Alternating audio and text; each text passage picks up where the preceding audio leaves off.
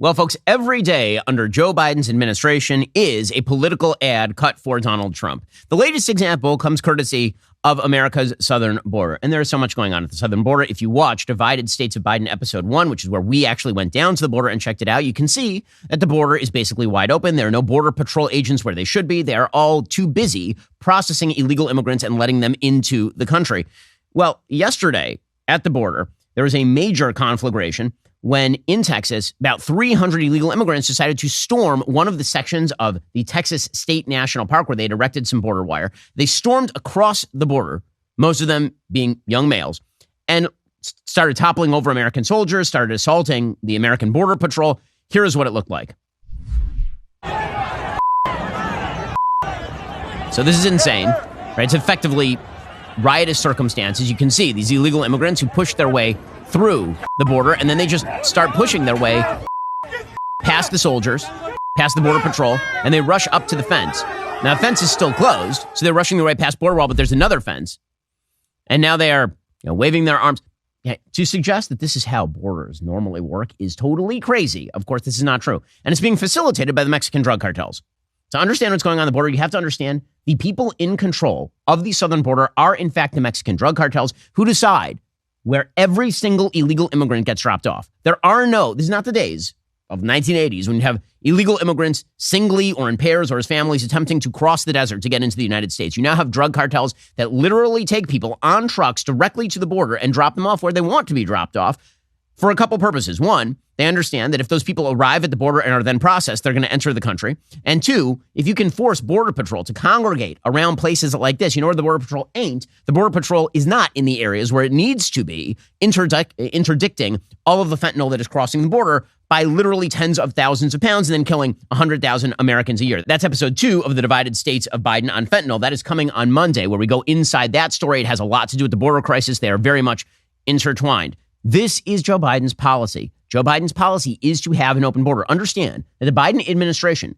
legitimately sued the state of Texas to prevent them from passing a law to make it illegal to be an illegal immigrant in the state of Texas and make you subject to deportation. Joe Biden wants the illegal immigrants in the country. And he wants the illegal immigrants in the country for presumably one of 3 reasons. Those reasons would either be economic, meaning he wants an underclass of people who are not going to be paid the prevailing minimum wage to make sure that the economy does not collapse on his watch, even as he artificially boosts wages for his union cronies.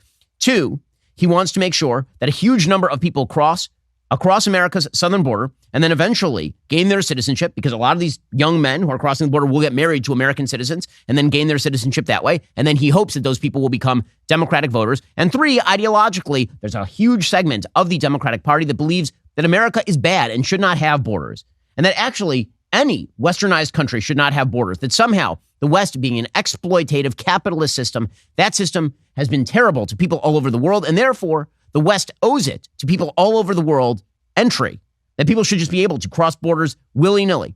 Not even a libertarian point of view, an anti-Western point of view. That is a large swath of the Democratic political base. Same sorts of people who really like Hamas over in Dearborn, Michigan, for example, or the people who are protesting on college campuses. So those reasons are motivating Joe Biden here, obviously, in whatever proportion you seek to attribute to that. Whatever the case, it is very clear that the Democratic Party does not care about illegal immigration or is actively facilitating it. This is not the only example, by the way, is what was happening down at the border wall in El Paso, Texas. In fact, I think a significantly worse example is what was said yesterday by the Massachusetts Governor, Maura Healey. So she was asked about an illegal immigrant raping a 14-year-old in her state. And here was her answer. We asked Governor Healey if she can prevent this type of incident from happening again. Unfortunately, we have security and systems in place. We have vetting in place. It is unfortunate that from time to time things will happen. It's unfortunate that from time to time things will happen. From time to time they will, or you could attempt to pressure, your own party to shut the border since they are in control of the border. Joe Biden could make it hard to cross the border today. He dismantled all of the systems that Donald Trump had put in place on America's southern border. He dismantled Remain in Mexico. He changed the definition of what it meant to apply for asylum. These 2 changes alone are responsible for 7 to 10 million illegal immigrants entering the country since Joe Biden took office. We'll get to more on this in just one moment. First, $20 barely gets you anything these days. You can't get a burger and fries for less than that. What about at the gas pump? Well, maybe a quarter tank of gas. But do you know what $20 will get you? From the cell phone company I use, Pure Talk, you can get unlimited talk, text, and plenty of 5G data for just $20 a month. Pure Talk gives you the same quality of service as your current cell phone provider, but for half the cost. The average family saves almost $1,000 a year, all with no contracts and no activation fees. You can switch to Pure Talk and keep the phone and phone number you currently use, or you can take advantage of their great deals on the latest iPhones and Androids. Making the switch is incredibly easy. Their U.S. customer service team can help you join Pure Talk in as little as 10 minutes. Choose to spend your hard-earned money with a wireless company that shares your values, supports our military and veterans, creates American jobs, and refuses to advertise on, those fake news networks. Stop spending ridiculous amounts of money on your phone plan. Go to puretalk.com/Shapiro. Right now, my listeners can get an additional 50% off their very first month. That's puretalk.com/Shapiro. Again, puretalk.com/Shapiro. Go check them out right now. So yesterday, we held an event over at the Trump Doral. I was co-hosting a fundraiser for President Trump. I had a chance to speak with President Trump about the border, about the fentanyl crisis. I will say the president is in very, very good spirits about the election, as he should be, given the polling data. And what we talked about at some length was the simple fact that his policies on the border were significantly better than Joe Biden's. What he actually said is this issue is a horrible issue for America and a great issue for Republicans, specifically because Joe Biden has made it such a horrible issue for the United States. And he is right about that. Joe Biden has opened that border wide. He has opened it absolutely wide. It's insane. And that's not going to bear benefits for Joe Biden in the upcoming election. Now, what's funny about this is that Joe Biden really believes that he has to do this also because he's under the weird misimpression. I know who his political advisors are. Joe Biden's political advisors are complete befuddled morons because they're selling him a bill of goods. Basically, he staffed his entire administration with Bernie Sanders acolytes who tell him that his unpopularity is a result of him not moving far enough to the left, which is idiotic. Why he switched horses in the middle of the stream and moved away from his supposed moderation in 2020 toward the Bernie Sanders left is absolutely beyond me. He seems to think, again, politically speaking, that this will be a base election, that if he can turn out enough Democratic voters, he will win. This will not be a base election. The only true base election of my lifetime was 2012. That is the only election in which independents went one way, but the election went the other way, where independents tended to split for Mitt Romney, but Barack Obama, being a unique political figure with a unique appeal to black Americans particularly, was able to turn out his vote in numbers high enough to win the presidency, despite the fact that he had alienated the middle. Every Democrat since 2012 has attempted to emulate the Barack Obama model, and every Democrat since 2012 has failed. The only reason that Joe Biden won in 2020 is because all the voting rules changed because of COVID and because Democratic ballot harvesting meant that literally tens of millions of people who had never voted before voted because people were showing up at their doors 3 months in advance of the election, picking up their ballot and dropping it off in the nearest mailbox. That is not going to replicate itself in 2024. But Joe Biden's political advisors seem to be telling him he needs to skew to the left. And so you've seen Joe Biden, as we'll talk about a little bit later, skew against Israel in the belief that he's going to win over 10,000 voters in Dearborn, Michigan, and somehow it's going to win in Michigan. He's not losing Michigan because he is pro-Israel or supposedly pro-Israel. The reason that Joe Biden is losing Michigan is because he is alienating every blue-collar voter he can find in the state of Michigan. The moron is passing laws and regulations that basically kill the domestic American car industry.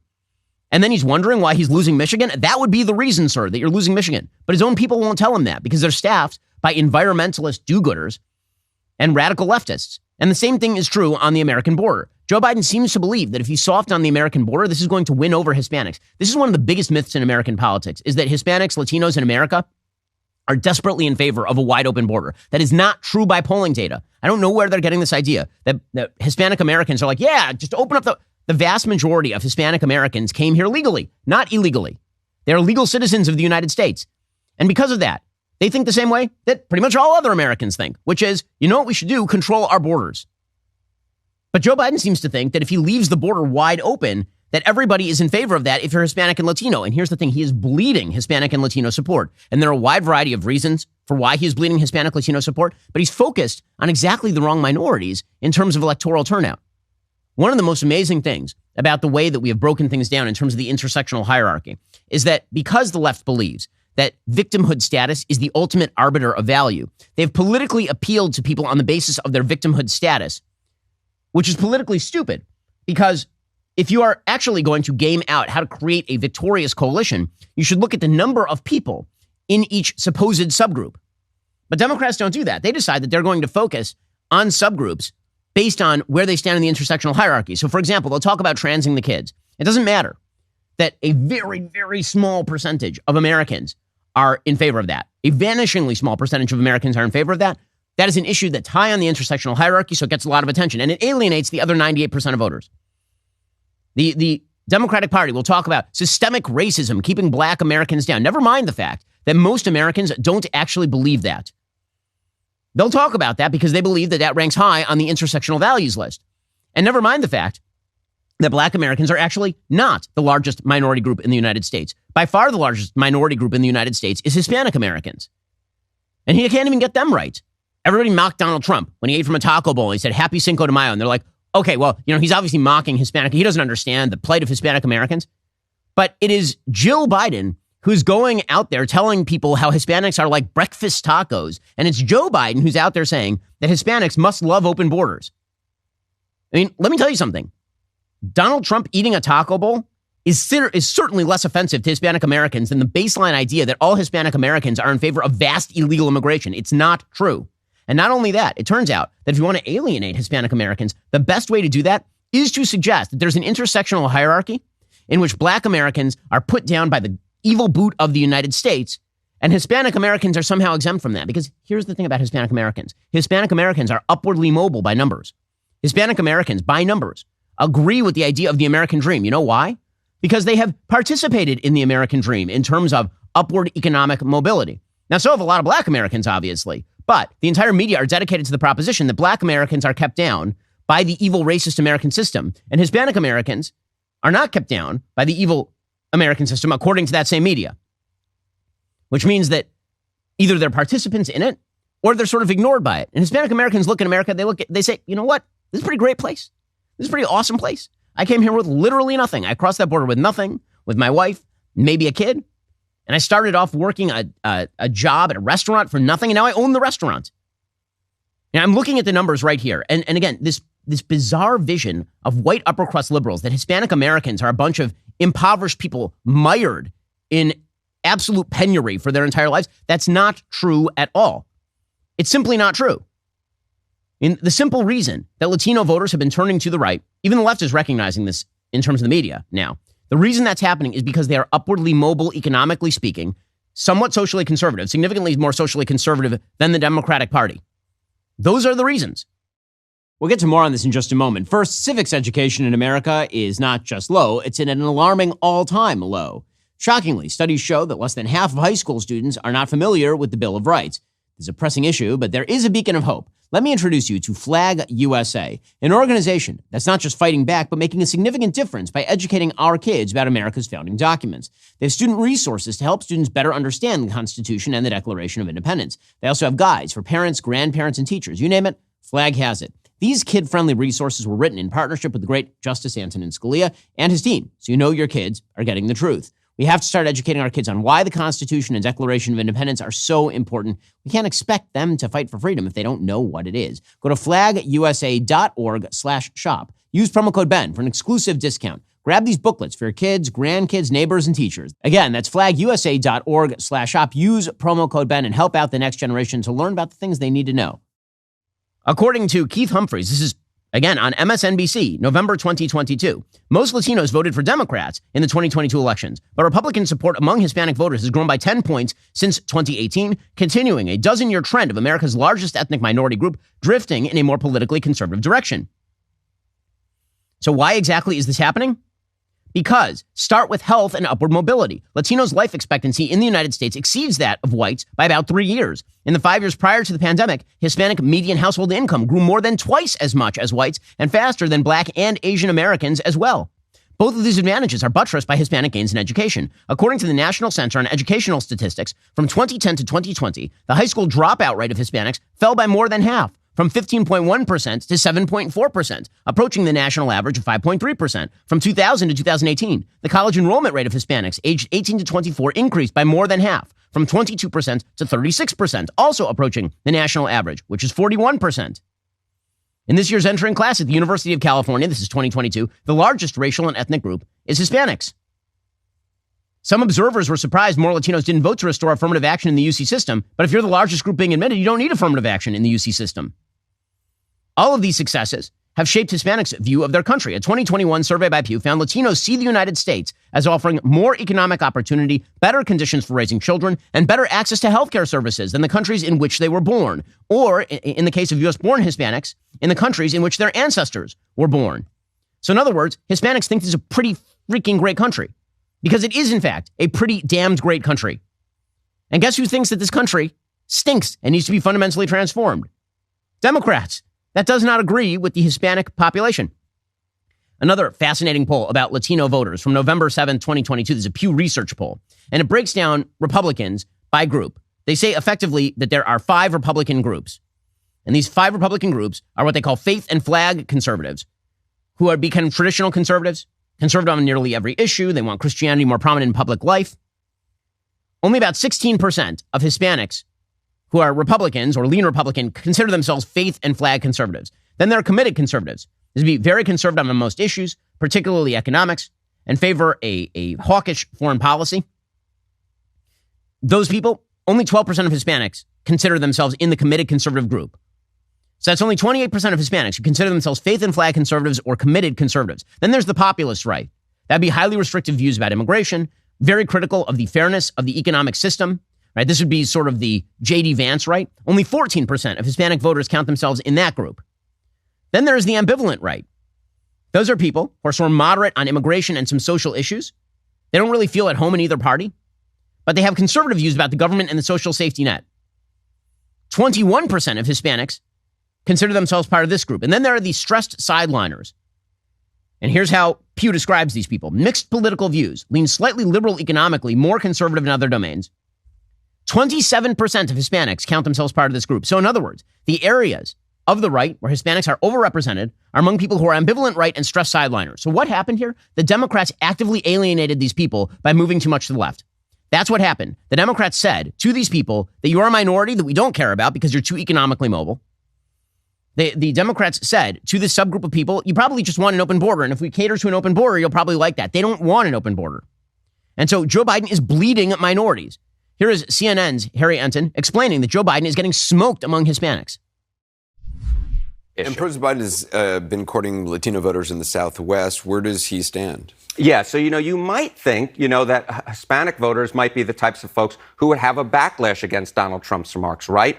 Ain't the case. If you ask Hispanic voters who do they trust more on border security and immigration, overwhelmingly, they trust Donald Trump more by a tremendous margin. Look at that, 49% to 24%. And that is in line with what we're seeing in the polls in general amongst Hispanics. Okay, if Joe Biden gets those numbers, he's going to lose. If he doesn't draw Hispanic voters, he's going to lose. By the way, his number among black voters, not very high. And it is not just Harry Enten who's pointing this out. It's at the New York Times as well. The New York Times has an entire piece from David Leonhardt talking about Joe Biden bleeding minority support.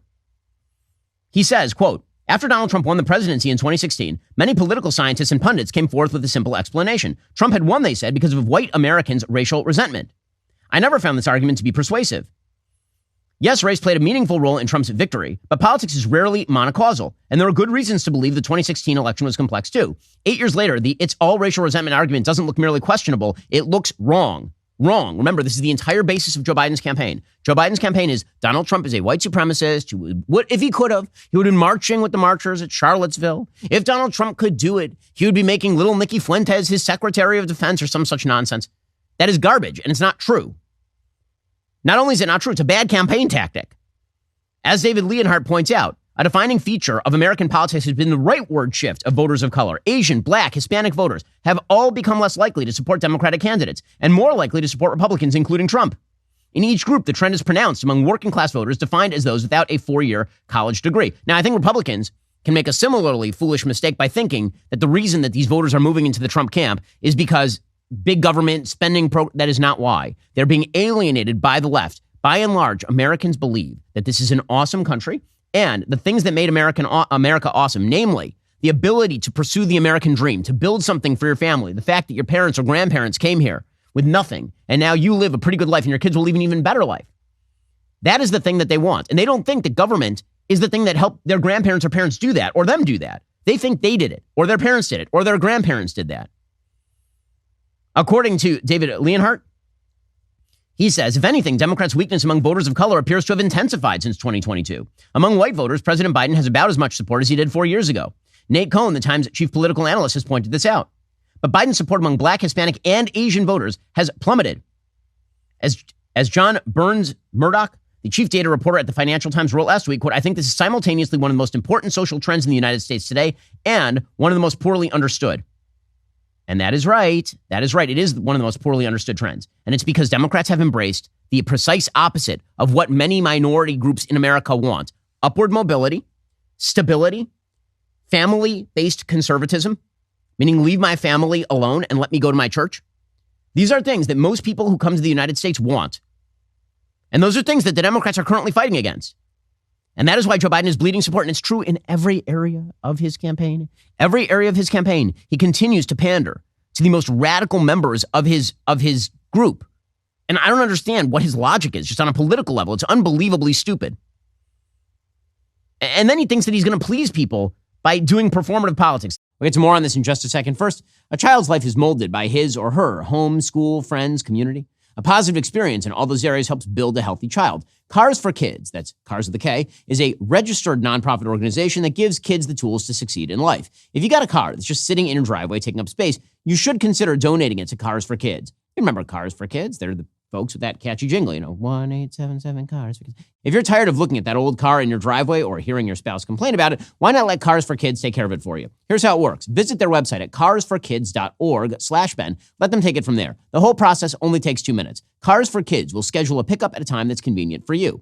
If you don't have a car, you can still help. Cars for Kids accepts non-cash donations of school supplies, clothing, sports equipment, and more. We all have items sitting in closets collecting dust. Donate those today. Make a better tomorrow for a child in need. So what exactly are you waiting for? Call them now or visit carsforkids.org/Ben. Get the ball rolling. That's Cars with a K and the number 4, carsforkids.org/Ben. So the latest example of performative politics from the Biden administration is that the Biden DOJ is now suing Apple. Now, let me just tell you something about Apple. There are not that many people who hate Apple. There just aren't. I mean, about 70% of Americans own an iPhone. Most Americans are pretty happy with their iPhone. You know how you know? Because they're paying more for their iPhone than they're paying for an Android. They like the iPhone because it is an extremely user-friendly product. They like Apple's products, their computers, their AirPods, the iPads. They like all of those things because they're incredibly effective and user-friendly. So naturally, the Biden DOJ is now going after Apple. What is the constituency for this? Who are the people who are like, oh man, I'm so glad they're finally going to make Apple less effective and break it up and make it work worse. What I really need is for the government to step in and break up Apple so that my iPhone doesn't work as well as it does right now. The entire argument, by the way, between Apple and, for example, Microsoft is that Steve Jobs wanted Apple to build closed systems. Microsoft is an open system, meaning that Microsoft can be uploaded on Android. It can be used with a variety of technologies. And this was a big ideological debate between Steve Jobs, who wanted everything self-contained. So when you opened the phone, everything was kind of working within a system, and Bill Gates, who wanted everything to be much more open on an ideological level. And there are good arguments on both sides. But the idea that Apple presents an actual monopolistic problem in a market where they control maybe 60-65% of the market, on a statistical level, that's absolutely not a monopoly. And when it comes to the idea that this is bad for consumers, you're going to have to make the case that it's really, really bad for consumers when consumers continue to consume the product at extraordinarily high rates and be happy with the product. What this really is an attempt to gain headlines with the upper crust white liberals who really hate Apple or something. Like, I just don't know who's the constituency for this. It's bad as a matter of antitrust law, but how many people actually care about antitrust law? Does he think that blue-collar workers like, man, I'm so glad they're going to break up Apple now. Blue-collar workers aren't going to vote for Joe Biden because his DOJ is going after Apple. Here's Merrick Garland slamming Apple yesterday for some of the dumbest possible reasons. And as any iPhone user who has ever seen a green text message or received a tiny, grainy video can attest, Apple's anti-competitive conduct also includes making it more difficult for iPhone users to message with users of non-Apple products. It does this by diminishing the functionality of its own messaging app and by diminishing the functionality of third-party messaging apps. By doing so, Apple knowingly and deliberately degrades quality, privacy, and security for its users. For example, if an iPhone user messages a non-iPhone user in Apple Messages, the text appears not only as a green bubble, but incorporates limited functionality. The conversation is not encrypted, videos are pixelated and grainy, and users cannot edit messages or see typing indicators. As a result, iPhone users perceive rival smartphones as being lower quality because the experience of messaging friends and family who do not own iPhones is worse. Wait, so you mean that Apple doesn't want to subsidize Android? That's what he's saying right there. He's saying Apple doesn't want to do cryptography for messages with Android. And if Android wants to upgrade its own abilities, then it should upgrade its own abilities. Is that a monopoly problem? Yeah, like, who's the crowd for this? This is like the big headline. So what happened? Apple stock gets hit. You know how much Apple stock is being held by 401ks right now? By teacher pension funds? A lot. The answer is a lot. But these are the kind of... Joe Biden is just appealing to this very small cadre of people who are so in their own heads and, frankly, up their own colons that they don't even know what the American people want anymore. It's truly an amazing thing. Apparently, Biden thinks that he's going to be able to escape the impact of his terrible presidency with cash. So Joe Biden right now has a monster cash advantage over Donald Trump in terms of the presidential race. According to Axios, his presidential campaign committee has $71 million on hand compared to Trump's $33.5 million. The DNC has $27 million on hand compared to the RNC's $11 million. And so that massive funding advantage he thinks is going to translate to victory. So I have a theory. The theory is that money is not going to matter all that much in this election. The reason I say that is because money is no longer a proxy for victory in elections. Money can help you marginally, but it's not as though there's no name recognition for Donald Trump. If this were, for example, Joe Biden dumping hundreds of millions of dollars on, say, Nikki Haley or Ron DeSantis, then you could say that the money might have an effect. But everyone knows what they think of Trump already, and everybody knows what they think of Biden already. The people in the middle are just going to have to make a call, which is, was I better off in 2019? I'm skipping 2020 because it's nobody's fault what happens during a pandemic. It is your fault if you continue to blow out the money after the pandemic in 2021. But in any case, were you better off in 2019 or are you better off in 2024? We'll get to more on this in just a moment. First, we're all familiar with how difficult hiring can be. Unfortunately, a lot of businesses have been down on their luck trying to find excellent talent. Fortunately, if you are a business owner or a hiring manager, you don't need luck to find top talent for your team. You need ZipRecruiter. Right now, you can try it for free at ZipRecruiter.com/dailywire. ZipRecruiter's user-friendly technology guides you to finding top talent. When you post your job, ZipRecruiter's intuitive matching technology presents you with a list of qualified candidates. Once you've reviewed your list of qualified candidates, you can swiftly invite your top choices to apply. This streamlined process encourages them to apply sooner, allowing you to fill that role faster. Aren't you curious to see how ZipRecruiter could help you out? Right now, you can try ZipRecruiter for free. Just go to ZipRecruiter.com/dailywire. 4 out of 5 employers who post on ZipRecruiter will get a quality candidate within day one. Once again, just go to this exclusive web address and try ZipRecruiter for free. That's ZipRecruiter.com/dailywire. ZipRecruiter is indeed the smartest way to hire. We've been using it here at Daily Wire for legitimately years. Go check them out right now, ZipRecruiter.com/dailywire. We'll get to more on this in a moment. First, it's important to realize that for most of the global community, the question of where their next meal will come from is a constant pressing concern. This urgency is a reality for many, even if it's not a thought that crosses your mind often. Behind the staggering statistics about food insecurity amongst the most vulnerable, the children, there are individual stories like Brandon's. Little Brandon and his family live in a rural city in Guatemala. His mom tries to care for him and his little brother as best she can, but it's not enough. Earning a living is very difficult where they live. Accessing food is even harder. For too many moms and dads, there are often no safety nets to be found and help from their neighbors, social programs, even the government. When these kids get sick from hunger, their bodies become weak. Something as simple as a cold could be devastating. Every dollar you give translates into meals, nourishment, and a chance for a better tomorrow. Thanks to a meal-for-meal match, a donation of $80 can feed 2 kids for an entire year. $160 would feed 4 kids. You can do the math. When you donate to Food for the Poor, you're not just giving, you're joining a collective effort. Donate right now by texting Ben Shapiro to 51555 or by visiting foodforthepoor.org/Shapiro. That's Ben Shapiro to 51555 or foodforthepoor.org/Shapiro. Again, Ben Shapiro to 51555. Meanwhile, Joe Biden, like this snide kind of insanity where the stupidest legal case I've ever seen. Like there are a bunch of legal cases against Donald Trump. And I've been honest with you about which ones are stronger and which ones are weaker. By far the strongest case against Donald Trump is the classified documents case from Mar-a-Lago in Florida. That is the strongest case against Donald Trump. Now, is that a politically motivated case? Of course it's a politically motivated case. Joe Biden was keeping classified documents in his car, everywhere else for dozens of years.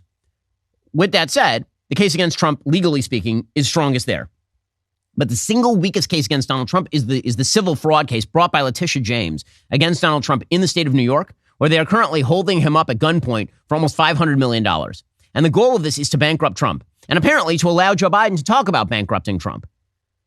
Well, it looks to me as though you have an administration and its allies that are targeting the political opponent of that administration and trying to personally bankrupt him by charging him hundreds of millions of dollars in order to convict him civilly of something you couldn't do criminally. They couldn't charge him with criminal fraud because they couldn't meet the burden. So they went to civil fraud, which is a preponderance of the evidence standard. And then they fined him $500 million based on loans that he took that he repaid, which is totally crazy. But you still have Joe Biden, who's joking about Trump being in debt because of this. Does this look like a winning strategy to you? Because when Donald Trump says they are trying to stop me by using every means, they will throw the kitchen sink at me, he's not wrong. He happens to be right. And the more Joe Biden says stuff like this, the more sympathetic Trump becomes. And it's not just Joe Biden, it's all of his allies. You have Jimmy Kimmel joking about Donald Trump's wealth. Here is Jimmy Kimmel making fun of Donald Trump.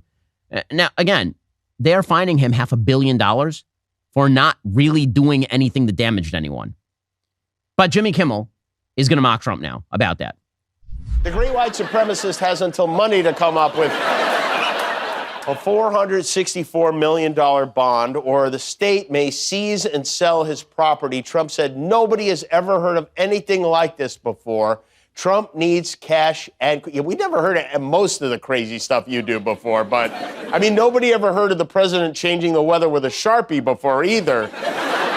Something tells me over the weekend Trump's going to start talking about how strong Vladimir Putin is, and suddenly a dump truck full of rubles will pull up and cover this for him. But of course, the real loser here is Melania. She may end up with half of the nothing he owns now. I hope she got an advance on that prenup, because if you think she hates him now, wait until he's poor. That's going to... But his I'm sorry, this is such say, obnoxious garbage. So first of all, the notion that Russia paid off Trump is so stupid and discredited, but they're still trafficking in this.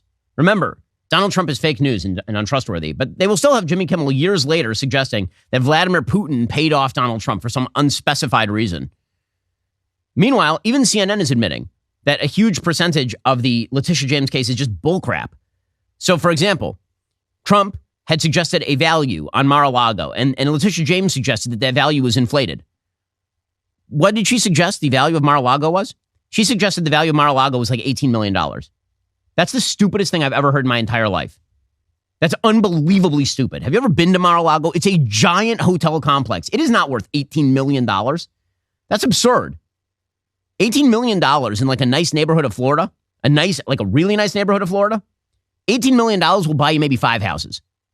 Not a giant ass complex like Mar-a-Lago. Here's CNN admitting as much. You need at least 30 days to get any of these properties sold. But the property that you alluded to, Mar-a-Lago, potentially that could be something that could be sold quickly. I think the valuation is something in the hundreds of millions, and I think there could be a buyer for something like that. So, all right, now that's $240 million estimated. I mean, who knows? You know, he's a desperate seller. In this case, someone picks up the phone and makes that call this week. Okay, so again, it's just an absurdity. The entire case is an absurdity, but Democrats are jumping on it and they're reveling in it. So here's the thing. When you revel in the political targeting of your opponent, maybe it feels good, but it actually is not going to redound to your political benefit. It's not going to work well for you. All right, coming up, we'll get to the Republicans in the House who are trying to cram through another giant $1.2 trillion spending bill that contains just a grab bag of junk. First, spring break is here. Jeremy's Razors is all set for the journey with the Precision 5 Go Bag. Behold this Go Bag. Here it is. Inside this travel essential is everything you need to look great on the go. The Precision 5 handle, 4 cartridges, Jeremy's body soap, all neatly packed into this waterproof travel bag. Just gorgeous. These products altogether would normally cost almost $37. Right now, you can get the Precision 5 Go Bag for $19.99.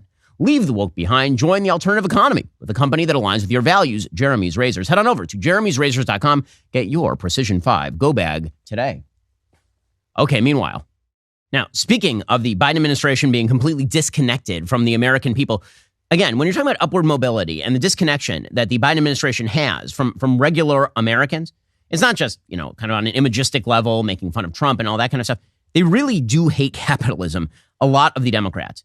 And this is why when Joe Biden always says, I don't hate capitalism, make money again, just pay your fair share. And then he falls over.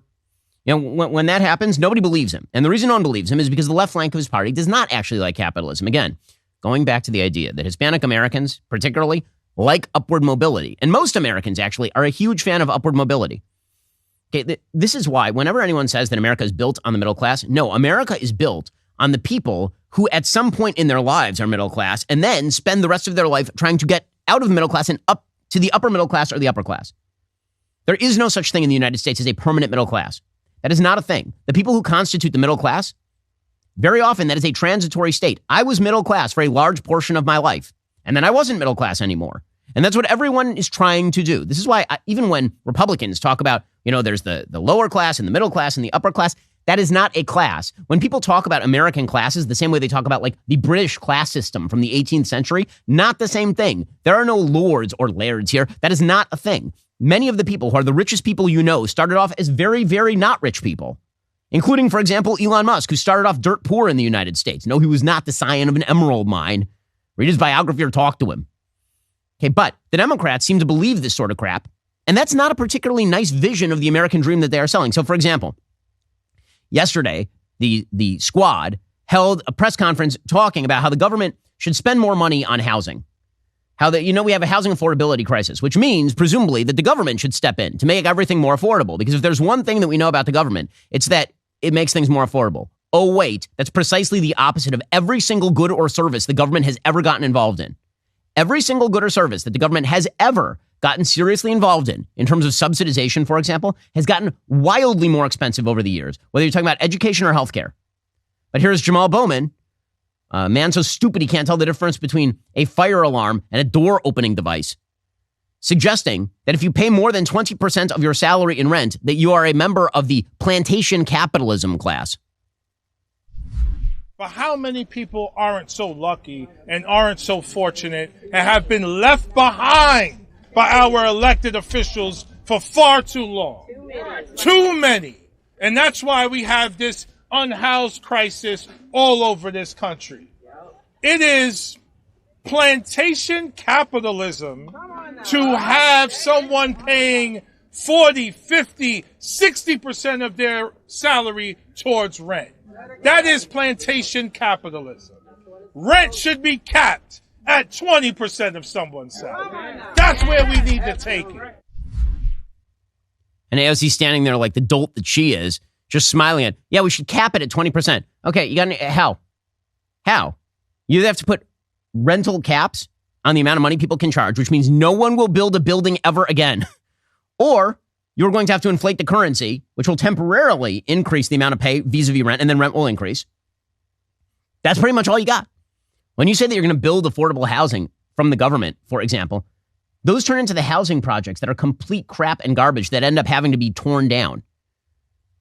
It's ridiculous. But AOC says we need a Green New Deal for public housing, a Green New Deal. Yeah, that's what we need. We need another, God. The use of the term New Deal to mean anything that you think that it should mean, despite the fact the New Deal was one of the least effective programs in American history and probably lengthened the Great Depression by solidly 8 years, according to UCLA economists. Here's AOC promoting her Green New Deal was so successful, she's now ready to do an affordable housing New Deal.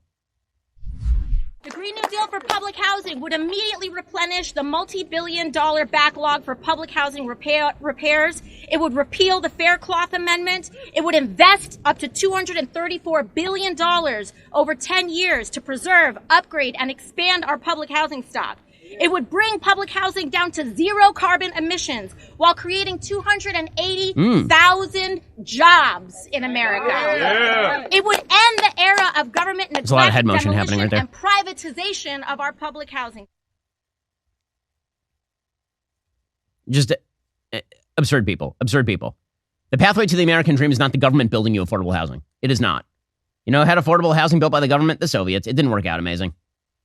Why it's always funny to me when people are like, why can't we have architecture like the Russians do? Walk outside of central Moscow and you will see why. It's the brutalism is like the dominant theme in architecture in Russia for a reason. Meanwhile, the Republicans are now infighting over the latest giant budget buster that they're going to pass, presumably. As I said, when Kevin McCarthy was ousted as Speaker of the House, The problem is not the leadership of the House Republican caucus. The problem is you have a tiny, tiny majority and a Democratic Senate and a Democratic president. And it didn't switch any of the incentive structures to simply swap out McCarthy for Mike Johnson. I like Mike Johnson. I think Mike Johnson is a great guy. I don't understand why everyone thought this was going to magically solve the problem. As Thomas Sowell has said repeatedly, as he says in his book, Knowledge and Decisions, it's the incentive structures that make the decision happen. It's not switching out the individuals in the vast majority of circumstances. Well, currently, according to Politico, Speaker Johnson is plowing forward with his plan to fund the government at a cost. House conservatives have renewed their threats that any action against the Louisiana Republican are now on the table, incensed over the latest spending deal that Johnson reached with Democrats and how quickly he's pushing the legislation to the floor. And this is what happens. When you can't come to consensus within your own caucus, you end up at 2:30 in the morning dropping 1,200-page bills. He's got a fractious caucus with a tiny majority, and he understands that a government shutdown is going to be very bad for example, Donald Trump's reelect prospects, which is why Trump has really not said very much about this minibus, as they're calling it, bill. In the past, Representative Ralph Norman, according to Politico, had broadly defended Johnson and dismissed talk of taking direct action against him, such as calling a vote to remove him from the speakership after leadership released legislative text for the massive spending bill in the middle of the night. Norman fired a direct warning shot. He said, we'll just see. I like Mike as a person. He's honest. I just don't know if it's in his DNA to fight. This is just sad. So the reality is that, again, it's a bad bill. And all these bills are going to remain bad until Republicans actually have control of the Senate and the presidency.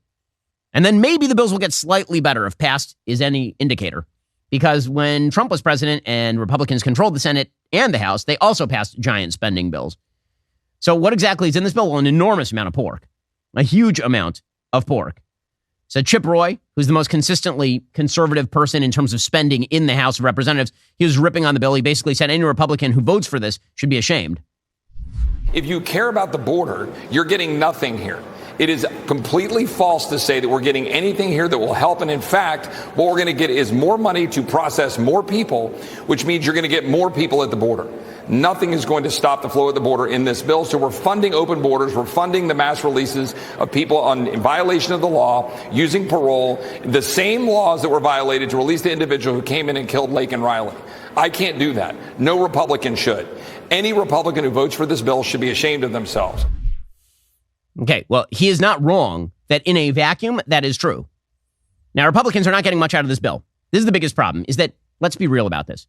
Of the $1.2 trillion that will be spent to fund the government, the vast, vast, vast majority is not on all the earmarked projects you're going to hear about. And many of those earmarked projects are indeed garbage. You're talking about like hundreds of thousands of dollars to groups that push trans propaganda, or you're talking about millions of dollars, literally millions of dollars, to groups that facilitate illegal immigration at the southern border. All of that is crap, and it should be stripped out, and Republicans should make it an issue to strip that stuff out, politically speaking. They should. They should say, we're not going to pass this with this provision in it, we're just stripping it out. But the real debt drivers are not this. The real debt drivers are all the massive income transfers that amount to Social Security, Medicare, welfare programs. All of that stuff is the stuff that is currently driving the amount of spending in these bills. And until there's a fundamental restructuring of how spending is done in the United States, everything is going to be cutting around the margins. And this is why Mike Johnson is saying, like, defunding the government is not going to fix the problem. It's not as though the spending is going to go to a level that is actually appropriate. Now, what that means is that if Republicans promise that when they get into office, they're going to bring this under control, they actually have to do it. And you can talk about the power of purse all you want, but when you have a 5-seat majority in the House of Representatives and a very high possibility that you lose the House of Representatives and Democrats then get to spend as much as they want, is that what you want in a contentious election year? That is the big question. Well, meanwhile, the Biden administration, in a very bizarre attempt to, again, gain back these radical voters, there are just not enough of these voters to make the difference up between loss and victory in states like Michigan. Brand new poll from CNN shows Donald Trump up in Michigan by 8 points. 8. That is not because of Arab voters in Michigan. That is because blue-collar workers in Michigan hate Joe Biden and think he's a bad president. That's the reason. But Joe Biden thinks that he is going to appeal to Michiganders who presumably hate the state of Israel. Maybe some people like the devotees of this Michigan Imam, who suggested in a recent speech that Muslims will slaughter Jews like sheep. This is not in the Gaza Strip. This is in Michigan. One Jewish man in New York was talking to a businessman, Palestinian. Palestinian said, don't worry, Jewish man. One day will come. We will slaughter you like a sheep. And the stone and the tree will work with us like a undercover. To tell us, hey, Muslim, come, there is somebody is hiding here, come kill. Okay, by the way, this sentiment, unfortunately, is not supremely uncommon, even in the United States. Brand new poll out from Pew Research Center asking about whether Israel and Hamas have valid reasons for fighting. 49% of American Muslims, a broad plurality, believe that Hamas's reasons for fighting Israel are valid. That's insane. Only 18% believe that Israel's reasons for fighting Hamas are valid. Again, if that's the population that you want to appeal to and you think that's going to win you Michigan, good luck to you. You're toast at that point, honestly. Like if Joe Biden thinks that somehow creating daylight between the United States and Israel is going to win him Michigan, good luck. It's a really, really dumb strategy. But this is now the new kind of phraseology of the Biden administration, apparently. Sherrod Brown, who's running for re-election in Ohio, he's pushing moral equivalence between Israel and Hamas. He was caught on mic doing this. I would be remiss. A lot of conversation on TikTok is talking about Palestine and Gaza. So I know you guys have to go, but do you support a ceasefire in Gaza? I think what Schumer did, what Biden's, I would answer that question for weeks. No, only because I don't trust that either Hamas or, frankly, Netanyahu would live up to that ceasefire. It's got to lead to a two-state solution. It has to lead to that. Both Netanyahu and Hamas oppose the two-state solution. That's underscored. I mean, that really undergirding the problem. Okay, so again, Democrats are trying to create a moral equivalence right now, presumably in the hope that they're going to win some of these states. Well, if you decide that you're going to cater to like Representative Al Green from Texas, it's not going to save you. Here's Representative Al Green, Democrat, talking about how, Palestinians never consented to Israel becoming a state. Yes, that's the entire problem. If they would consent to Israel becoming a state, then there wouldn't be no war. It would all be over there. But here he is basically taking the totally Israel doesn't deserve to exist position because the Palestinians never consented to Israel becoming a state. By the way, the opposition to a Palestinian state is not just by Israel in the moment. Israel has tried to make attempts since Oslo to establish a Palestinian state. They have no peace partner. Jordan does not want a Palestinian state under the PA. Egypt does not want a Palestinian state under Hamas. How do we know? Because Egypt controlled the Gaza Strip. From 1948 to 67, 0 Palestinian states founded during that time. Same thing in the West Bank. Jordan controlled it. From 48 to 67, 0 Palestinian states. In fact, the time that they tried to establish a Palestinian state in Jordan, which is 70% Palestinian, the Hashemite dynasty killed thousands of Palestinians and expelled tens of thousands of Palestinians. In any case, here's Representative Al Green being the doofus that he is. This letter goes to the president because I wanted to just remind him of something that I'm sure he's acutely aware of, and that is that on 14th of May, 1948, Israel declared itself a state. And President Truman, who was the president of the United States at that time, was the first major world power or country to recognize Israel as such. And that has created an imbalance. I'm hoping that we will understand that at that time, the Palestinians did not consent to Israel becoming a state. In fact, they were vehemently opposed. I don't think that now we need to have Israel's consent to have Palestine become a state. I think that Palestine declares itself a state. I think if we would recognize it, I think that would help us to move this process along. Okay, it will do precisely the opposite, because when you reward terrorism, especially from people who don't want the entire state of Israel to exist, giving them a state then uses that as a launch. Israel literally tried this strategy with Gaza. They tried it. And you know what happened? October 7th. But again, the Biden administration seems to believe that if they push to the left, if they push to the anti-Israel left, they're going to win Michigan. Ain't going to happen. You ain't making up an 8-point deficit with a few thousand voters in Dearborn, Michigan. It's just not going to happen. Already coming up, we'll get into the latest controversy engulfing Nickelodeon, which for years basically looked the other way at some pretty dicey behavior with regard to kids on set. If you're not a member, become a member. Use code Shapiro at checkout for 2 months free on all annual plans. Click that link in the description and join us.